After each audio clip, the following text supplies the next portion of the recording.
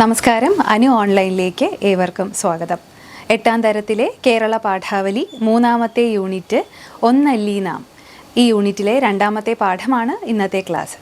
മലയാളത്തിലെ പ്രിയ എഴുത്തുകാരി KR മീരയുടെ ഏറെ പ്രസിദ്ധമായ ആരാച്ചാർ എന്ന നോവലിലെ ഒരു ഭാഗമാണ് ബ്രേക്കിംഗ് ന്യൂസ് എന്ന പാഠഭാഗം. ഇനി നമുക്ക് എഴുത്തുകാരിയെ പരിചയപ്പെടാം. KR മീര മലയാളത്തിലെ പ്രമുഖ എഴുത്തുകാരിയും പത്രപ്രവർത്തകയുമാണ് KR മീര. പിന്നീട് അവർ എഴുതുന്നതിന് വേണ്ടി പത്രപ്രവർത്തനം ഉപേക്ഷിക്കുകയുണ്ടായി. കൊല്ലം ജില്ലയിലെ ശാസ്താംകോട്ടയിലാണ് ജനിച്ചത്. മലയാള മനോരമയിൽ നിയമിതയായ ആദ്യത്തെ വനിതാ പത്രപ്രവർത്തകയായിരുന്നു അവർ. പ്രധാന കൃതികൾ നേത്രോന്മീലനം, മീരാസാധു, യൂദാസിൻ്റെ സുവിശേഷം, മാലാഖയുടെ മറുകുകൾ, കരിനീല, ആ മരത്തെയും മറന്നു ഞാൻ, ആരാച്ചാർ. ഈ നോവലിന് ഓടക്കുഴൽ പുരസ്കാരം, വയലാർ പുരസ്കാരം, കേരള സാഹിത്യ അക്കാദമി പുരസ്കാരം, കേന്ദ്ര സാഹിത്യ അക്കാദമി പുരസ്കാരം എന്നിവ ലഭിക്കുകയുണ്ടായി. ഈ നോവലിൽ നിന്നാണ് നമുക്ക് പഠിക്കാനുള്ള ബ്രേക്കിംഗ് ന്യൂസ് എന്ന പാഠഭാഗം എടുത്തിരിക്കുന്നത്. സൂര്യനെ അണിഞ്ഞ ഒരു സ്ത്രീ, ഘാതകൻ, ഖബർ. ചെറുകഥകൾ സർപ്പയജ്ഞം, ഓർമ്മയുടെ ഞരമ്പ് കേരള സാഹിത്യ അക്കാദമി അവാർഡ് ലഭിച്ച ചെറുകഥയാണ്. മോഹമഞ്ഞ, ആവേ മരിയ കേരള സാഹിത്യ അക്കാദമി അവാർഡ് ലഭിച്ചു.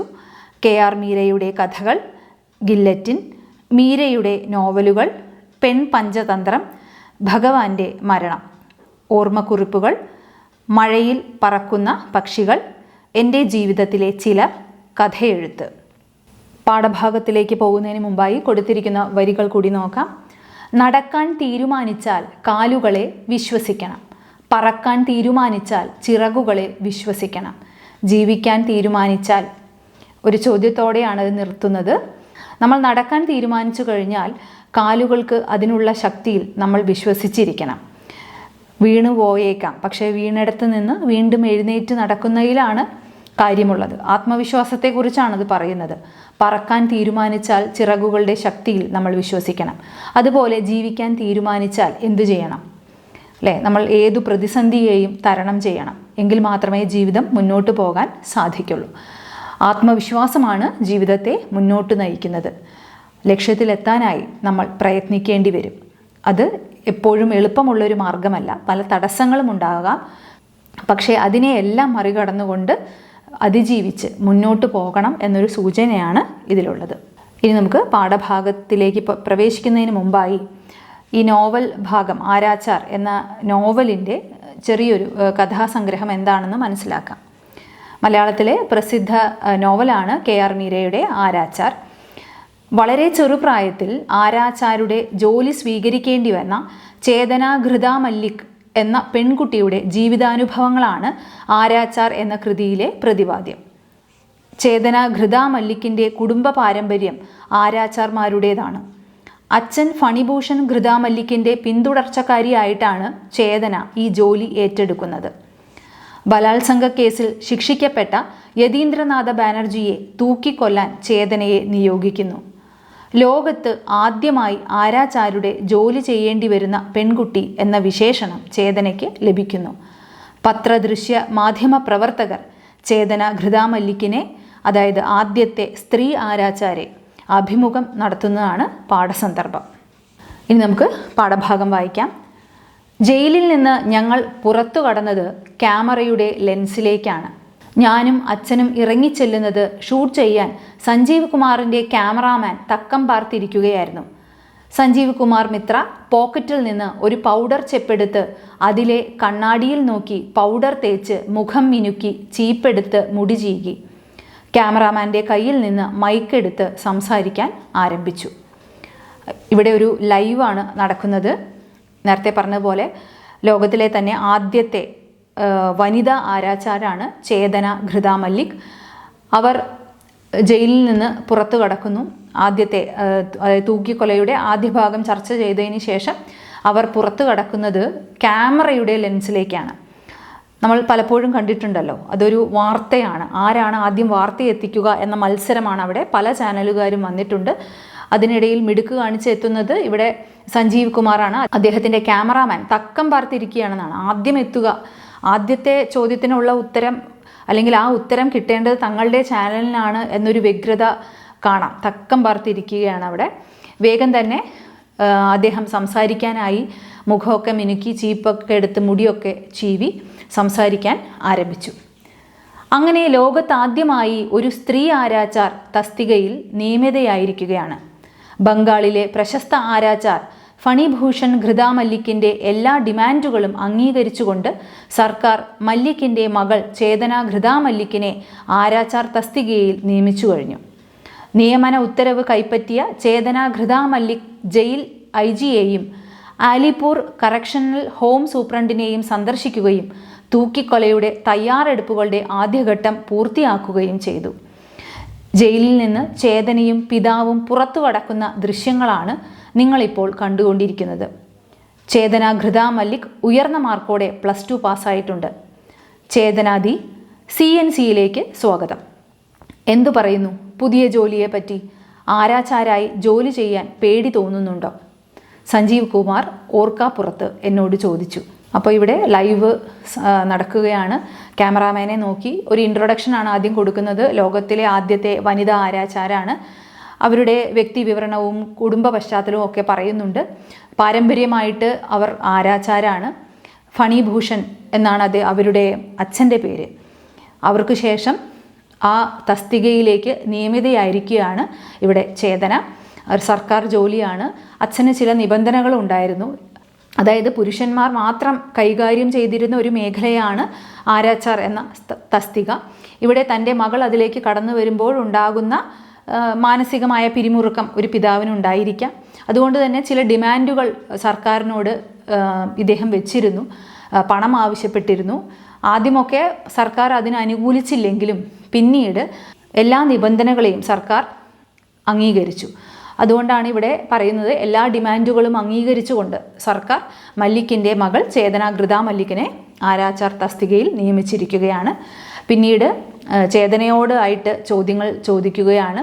അവരുടെ അനുഭവത്തെക്കുറിച്ച് ചോദിക്കും. നമുക്കിതൊക്കെ പരിചിതമാണ്. പലപ്പോഴും നമ്മൾ വാർത്തകളിലൊക്കെ ഇത്തരം രംഗങ്ങൾ കണ്ടിട്ടുണ്ട്.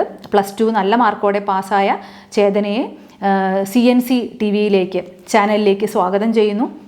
പുതിയ ജോലിയെപ്പറ്റി എന്താണ് അഭിപ്രായം എന്ന് ചോദിക്കുന്നു. ആരാച്ചാരായി ജോലി ചെയ്യാൻ പേടി തോന്നുന്നുണ്ടോ എന്ന ചോദ്യം ചേതന പ്രതീക്ഷിച്ചിരുന്നില്ല. അത് ഓർക്കാപ്പുറത്താണ് ആ ചോദ്യം ഉണ്ടായത്. പക്ഷെ അവൾ അതിന് മറുപടി പറയുന്നത് ഇങ്ങനെയാണ്: ഞങ്ങൾ ഘൃതാ മല്ലിക്കുമാർക്ക് പേടി എന്താണെന്ന് അറിയില്ല. ഞാൻ ആലോചിക്കാതെ വേഗം ഉത്തരം പറഞ്ഞു. അച്ഛൻ അത് കേട്ട് വിടർന്നു ചിരിച്ചു. ഓർക്കാപ്പുറത്താണ് ആ ചോദ്യം ഉണ്ടായതെങ്കിലും വളരെ ഷാർപ്പായിട്ടാണ് ചേതന അതിന് മറുപടി കൊടുത്തത്. ഞങ്ങളുടെ കുടുംബ പാരമ്പര്യം എന്നത് ആരാച്ചാർമാരുടേതാണ്. അതുകൊണ്ട് തന്നെ അത് സ്ത്രീയാണെങ്കിലും പുരുഷനാണെങ്കിലും ആ തസ്തികയിലേക്ക് വരുമ്പോൾ പേടി എന്തെന്ന് അറിയില്ല. ഞങ്ങൾക്ക് പേടി എന്താണെന്ന് അറിയില്ല. അപ്പോൾ അതൊരു ആത്മവിശ്വാസവും ധൈര്യവുമാണ്. ആ മറുപടി അച്ഛന് വളരെ ഇഷ്ടപ്പെടുകയും ചെയ്തു. അത് കേട്ട് അദ്ദേഹം വിടർന്ന് ചിരിച്ചു. ജോലി കിട്ടിയതിൽ സന്തോഷമുണ്ടോ? ഇത് മുഴുവൻ ലോകത്തെയും സ്ത്രീകൾക്ക് അഭിമാനിക്കാവുന്ന നിമിഷമാണ്. നിങ്ങൾ ആരാച്ചാരായാൽ മുഴുവൻ സ്ത്രീകൾക്കും അഭിമാനിക്കാൻ സാധിക്കുമെന്ന് പറയുന്നതിന് അടിസ്ഥാനമുണ്ടോ? സ്ത്രീകൾക്ക് ചെയ്യാൻ സാധിക്കാത്ത ജോലിയൊന്നുമില്ലെന്ന് ഇതോടെ തെളിയിക്കപ്പെടും.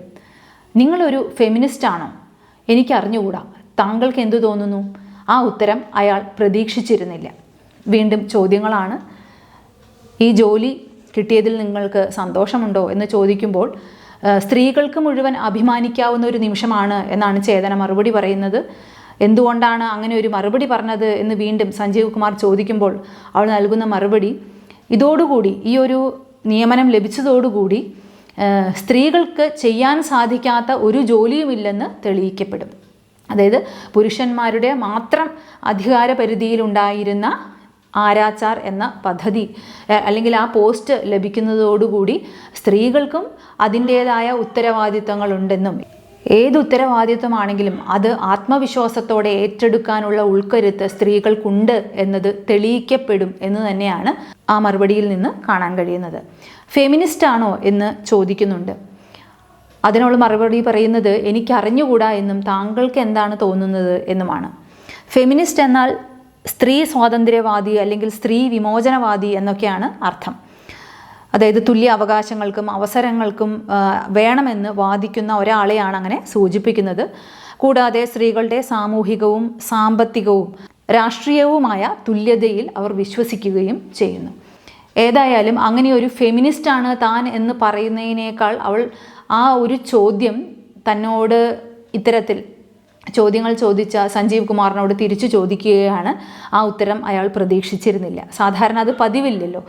ചോദ്യങ്ങൾ അങ്ങോട്ട് ചോദിക്കുകയും അതിനനുസൃതമായ ഉത്തരം ഇങ്ങോട്ട് നൽകുകയുമാണ് സാധാരണ ഒരു TV ചാനലിൽ നമ്മൾ കാണാറുള്ളത്. പക്ഷേ ഇത് ഒട്ടും അയാൾ പ്രതീക്ഷിച്ചിരുന്നില്ല. എങ്കിലും തന്ത്രപൂർവ്വം അയാൾ അത് മറ്റൊരു രീതിയിലേക്ക് മാറ്റുന്നത് നമുക്കിവിടെ കാണാം. താൻ ഒരു ഫെമിനിസ്റ്റ് ആണോ എന്ന ചോദ്യം നമുക്കു നേരെ ഉയർത്തിക്കൊണ്ടാണ് ചേതന ഘൃതാ മല്ലിക് സംസ്ഥാനത്തിൻ്റെ ഔദ്യോഗിക വനിതാ ആരാച്ചാർ എന്ന ജോലി ഏറ്റെടുക്കാൻ ഒരുങ്ങുന്നത്. ചരിത്രത്തിൽ ആദ്യമായി വളയിട്ട കൈകൾ ഒരുക്കുന്ന കുടുക്ക് കഴുത്തിലണിഞ്ഞ് കാലപുരി പോകുവാനുള്ള ഭാഗ്യം അതോടെ യതീന്ദ്രനാഥ് ബാനർജിക്ക് കൈവന്നിരിക്കുകയാണ്. പ്രേക്ഷകരോട് ഒരു കാര്യം അറിയിക്കാൻ CNC ചാനലിന് അഭിമാനമുണ്ട്. യതീന്ദ്രനാഥ ബാനർജിയുടെ തൂക്കിക്കൊല വരെയുള്ള എല്ലാ ദിവസങ്ങളിലും ഇനി ചേതന ഘൃതാ മല്ലിക് CNC ചാനലിൻ്റെ കൂടെ തന്നെ ഉണ്ടാകും. കാത്തിരിക്കുക. നാളെ 7:30 ബുള്ളറ്റിനിൽ യതീന്ദ്രനാഥ് ബാനർജിയെക്കുറിച്ച് പ്രത്യേക പരിപാടി.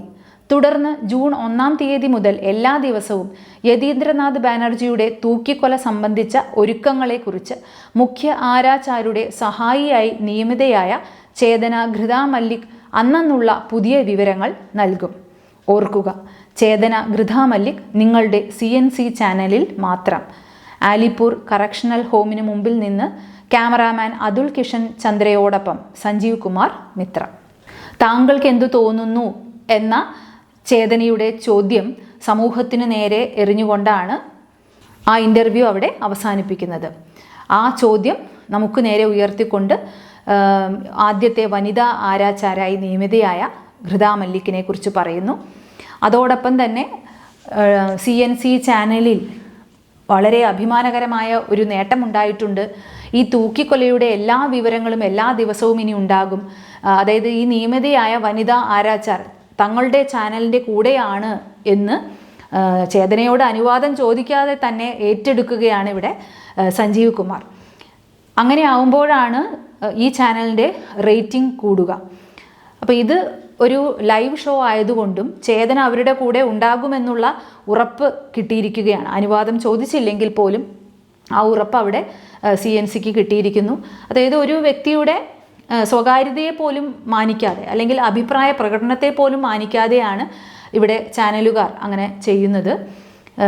അതായത് ആരാച്ചാരുടെ സഹായിയായി നിയമിതയായ ചേതന പുതിയ വിവരങ്ങൾ നൽകുമെന്നും ഓർക്കുക, ചേതന ഘൃതാ മല്ലിക് ഇനി ഈ ചാനലിൻ്റെ കൂടെ മാത്രമാണ് എന്ന് പറയുകയും ചെയ്തുകൊണ്ടാണ് പാഠഭാഗം അവസാനിക്കുന്നത്. ഇനി നമുക്ക് പാഠഭാഗവുമായി ബന്ധപ്പെട്ട പ്രവർത്തനങ്ങളിലേക്ക് പോകാം. ലോകത്തിൽ ആദ്യമായി ഒരു പെൺകുട്ടി ആരാച്ചാരുടെ തസ്തികയിൽ നിയമിതയായിരിക്കുന്നു. ഇത് എല്ലാ സ്ത്രീകൾക്കും അഭിമാനിക്കാവുന്ന നിമിഷമാണ്. ഈ പ്രസ്താവനയോട് പ്രതികരിക്കുക. ചേതന ഘൃതാ മല്ലിക്കിൻ്റെ ഈ വാക്കുകൾ സ്ത്രീയുടെ ആത്മവിശ്വാസത്തെയും ശക്തിയെയും പ്രതിനിധീകരിക്കുന്നവയാണ്. സമൂഹം സ്ത്രീയെ നൂറ്റാണ്ടുകളായി അടിച്ചമർത്തി വർത്തിച്ച സാഹചര്യത്തിൽ ആരാച്ചാർ എന്ന പുരുഷാധികാര മേഖലയിൽ ഒരു പെൺകുട്ടി കടന്നു വരുന്നത് വലിയ വിപ്ലവമാണ്. അവർക്ക് ഏതു മേഖലയും കീഴടക്കാൻ കഴിയും എന്ന ഉറച്ച സന്ദേശം ഈ വാക്കുകളിൽ അടങ്ങുന്നു. KR മീര ഈ നോവലിലൂടെ സ്ത്രീയുടെ മനോബലം, സ്വാതന്ത്ര്യബോധം, ജീവിത പോരാട്ടം എന്നിവയെ ശക്തമായി ആവിഷ്കരിക്കുന്നു. സർക്കാർ ജോലി നൽകുന്ന സാമ്പത്തിക സുരക്ഷയും കൂടി ഇവിടെ സൂചിപ്പിക്കുന്നുണ്ട്. ഒരു പെൺകുട്ടി ആരാച്ചാരായി നിയമിതയാകുന്നത് സ്ത്രീകൾക്ക് സമൂഹം നിശ്ചയിച്ച പരിമിതികളിൽ നിന്ന് അവർ സ്വയം മോചിതരാകുന്ന ഒരു സന്ദർഭം കൂടിയാണ്. സ്ത്രീകൾ പുരുഷന്മാരെ പോലെ തന്നെ ഉത്തരവാദിത്വങ്ങൾ വഹിക്കാനും ജീവിതത്തിലെ എല്ലാ മേഖലകളിലും മികവ് തെളിയിക്കാനും കഴിവുള്ളവരാണെന്ന് ലോകത്തിന് മുന്നിൽ തെളിയുന്നു. അതിനാൽ ഈ വാക്കുകൾ ഒരു വ്യക്തിയുടെ വിജയം മാത്രമല്ല, സ്ത്രീകളുടെ ശക്തിയെയും മാന്യമായ അസ്തിത്വത്തെയും ലോകം അംഗീകരിക്കുന്ന ഒരു ചരിത്ര നിമിഷവുമാണ്. അടുത്ത ചോദ്യം ചർച്ച. യതീന്ദ്രനാഥ് ബാനർജിയെ തൂക്കിലേറ്റിയതോടെ ലോകത്തെ ആദ്യ വനിതാ ആരാച്ചാരായി തീരുന്ന ചേതന ഘൃതാ മല്ലിക്. കുറ്റവാളികളെ തൂക്കിലേറ്റുക എന്ന ശിക്ഷാരീതി പരിഷ്കൃത സമൂഹത്തിന് യോജിച്ചതാണോ? നിങ്ങളുടെ അഭിപ്രായം എന്താണ്? ക്ലാസ്സിൽ പൊതുവായി ചർച്ച ചെയ്യൂ.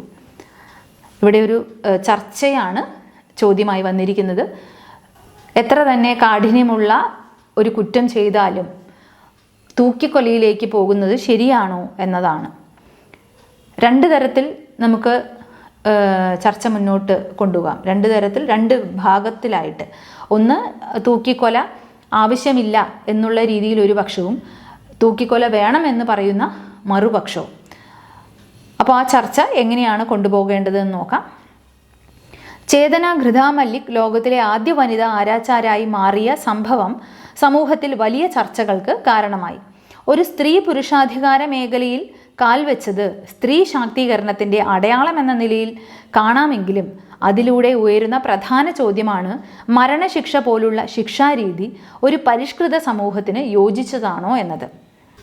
മരണശിക്ഷ അനിവാര്യമാണ് എന്ന് പറയുന്നവർക്ക് ഉപയോഗിക്കാവുന്ന സൂചനകളാണ് താഴെ കൊടുത്തിരിക്കുന്നത്. കുറ്റവാളികൾക്ക് ശിക്ഷയുടെ ഭയം ഉണ്ടാകുന്നതിലൂടെ സമൂഹത്തിൽ കുറ്റകൃത്യങ്ങൾ കുറയുമെന്ന് വിശ്വസിക്കുന്നു. ബലാത്സംഗം, കൊലപാതകം പോലുള്ള ക്രൂരകൃത്യങ്ങൾക്ക് ഇരയായവർക്കും കുടുംബങ്ങൾക്കും നീതി ലഭിച്ചതായി തോന്നുന്നു. അത്തരം കുറ്റവാളികൾ വീണ്ടും സമൂഹത്തിലേക്ക് മടങ്ങി വരാതിരിക്കുക എന്നതിലൂടെ സമൂഹത്തിൻ്റെ സുരക്ഷ ഉറപ്പാക്കുന്നു. മറ്റൊരു ഭാഗം എന്ന് വെച്ചാൽ മരണശിക്ഷ വേണ്ട എന്നതിലേക്കാണ് ചർച്ച നീളുന്നതെങ്കിൽ അവർക്ക് പറ്റുന്ന സൂചകങ്ങൾ ഇതൊക്കെയാണ്. ജീവൻ എടുക്കുന്നത് മനുഷ്യാവകാശ ലംഘനമാണെന്ന് കാണുന്നവരാണ് പലരും.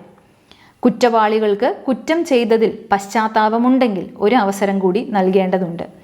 ചിലപ്പോൾ നിരപരാധികൾക്കും ശിക്ഷ ലഭിക്കാനുള്ള സാധ്യത നിലനിൽക്കുന്നു. ഈ തരത്തിൽ കൂടുതൽ പോയിന്റുകളൊക്കെ ചേർത്ത് ചർച്ച മുന്നോട്ട് കൊണ്ടുപോകാം. ഇനി ഇതിൻ്റെ ഒരു കൺക്ലൂഷനിലേക്ക് എത്തേണ്ടത് എങ്ങനെയെന്ന് നോക്കാം. സമതുലിതമായ സമീപനം.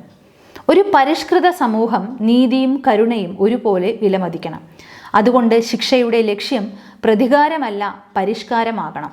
എന്നാൽ അത്യന്തം ക്രൂരമായ കുറ്റകൃത്യങ്ങൾ നടത്തുന്നവർക്കെതിരെ നിയമം കടുപ്പം പാലിക്കേണ്ടതുണ്ട്. അതിനാൽ ചേതന ഘൃതാ മല്ലിക്കിൻ്റെ നിയമനം സ്ത്രീയുടെ ശക്തിയും ധൈര്യവുമെല്ലാം പ്രതിനിധീകരിക്കുന്നുവെങ്കിലും മരണശിക്ഷ എന്ന ശിക്ഷാരീതി മനുഷ്യാവകാശപരമായും നൈതികമായും ആഴത്തിൽ ചിന്തിക്കപ്പെടേണ്ട വിഷയമാണ്. അടുത്ത ചോദ്യം, വിലയിരുത്തൽ കുറിപ്പ്. വാർത്തകൾ സൃഷ്ടിച്ച് റേറ്റിംഗ് കൂട്ടുന്നതിനായി മാധ്യമങ്ങൾ നടത്തുന്ന ശ്രമങ്ങളെ നോവൽ ഭാഗത്ത് എങ്ങനെയാണ് അവതരിപ്പിച്ചിരിക്കുന്നത്? വിമർശനാത്മകമായി വിലയിരുത്തി കുറിപ്പ് തയ്യാറാക്കുക.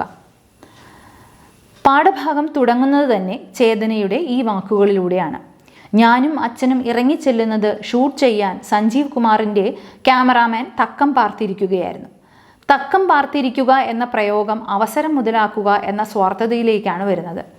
വാർത്താമാധ്യമങ്ങളുടെ വാണിജ്യവൽകൃത മുഖം വിമർശനാത്മകമായി ഇവിടെ അവതരിപ്പിച്ചിരിക്കുന്നു. രസകരമായ വാർത്തകളെ വേട്ടയാടുന്ന വ്യാപാരികളാണവർ. ആദ്യ വനിതാ ആരാച്ചാരായ ചേതനയുടെ വ്യക്തിജീവിതം, മാനസികാവസ്ഥ, കുടുംബ പശ്ചാത്തലം എന്നിവ പോലും പ്രേക്ഷകരുടെ കൗതുകത്തിന് വിധേയമാക്കുന്നു. അവളുടെ സ്വകാര്യതയെ പൂർണ്ണമായും അവഗണിക്കുന്നു. തൂക്കിക്കൊലയെ സംബന്ധിച്ച വിവരങ്ങൾ ചേതന CNC ചാനലിന് മാത്രമാണ് നൽകുക എന്ന സഞ്ജീവ് കുമാറിൻ്റെ പ്രസ്താവന ചാനൽ റേറ്റിംഗ് കൂട്ടാനുള്ള മറ്റൊരു കച്ചവട തന്ത്രമാണ്.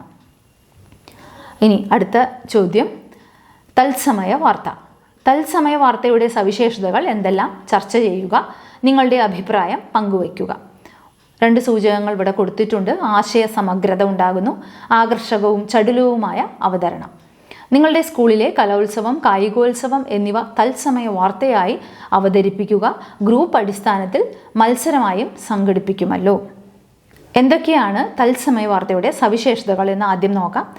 സംഭവം നടക്കുന്നതോടൊപ്പം തന്നെ വാർത്ത പ്രേക്ഷകരിലേക്ക് എത്തിക്കുന്നതിനാൽ വാർത്തയിൽ സമയവിളംബം ഉണ്ടാകുന്നില്ല. സംഭവ സ്ഥലത്ത് നിന്നുള്ള നേരിട്ടുള്ള ദൃശ്യങ്ങൾ, ശബ്ദങ്ങൾ എന്നിവ പ്രേക്ഷകർക്ക് യഥാർത്ഥതയുടെ അനുഭവം നൽകുന്നു. ചിത്രങ്ങൾ, വീഡിയോകൾ, സാക്ഷികളുടെ വാക്കുകൾ എന്നിവ വഴി വാർത്ത കൂടുതൽ ആകർഷകമാകുന്നു. ഇന്റർനെറ്റ്, മൊബൈൽ, സാറ്റലൈറ്റ് മാധ്യമങ്ങൾ മുതലായവയുടെ സഹായത്തോടെ ലോകമെമ്പാടുമുള്ള വാർത്തകൾ സെക്കൻഡുകൾക്കകം ലഭ്യമാകുന്നു. തത്സമയ വാർത്തകൾക്ക് പ്രേക്ഷകർ പ്രതികരണം നൽകാനും അഭിപ്രായങ്ങൾ പങ്കിടാനും അവസരം ലഭിക്കുന്നു. സമകാലികത, വാർത്തകൾ അനുനിമിഷം പുതുക്കപ്പെടുന്നു. ഇതൊക്കെയാണ് തത്സമയ വാർത്തയുടെ പ്രത്യേകത. നേരത്തെ നമ്മൾ പാഠഭാഗത്ത് ശ്രദ്ധിച്ചതുപോലെ വളരെ ചടുലവും ആകർഷകവുമായിട്ടുള്ള അവതരണമാണ് അതിനുണ്ടാവുക. നിങ്ങളുടെ സ്കൂളിലെ കലോത്സവമോ കായികോത്സവമോ ഈ തരത്തിൽ തത്സമയ വാർത്തയായിട്ട് അവതരിപ്പിക്കാവുന്നതാണ്. അടുത്തത് വാർത്താഭേദങ്ങൾ. ചേതന ഘൃതാ മല്ലിക്കിനെ ആരാച്ചാരായി നിയമിച്ച ദിവസത്തെ സംഭവങ്ങൾ വിവിധ മാധ്യമങ്ങളിൽ വാർത്തയായി വന്നാൽ എങ്ങനെയായിരിക്കും? സംഘങ്ങളായി തിരിഞ്ഞ് അവതരിപ്പിക്കൂ. നമ്മളിപ്പോൾ പാഠഭാഗത്ത് കണ്ടത് ഒരു TV ചാനലിലെ ലൈവ് ഷോയാണ്.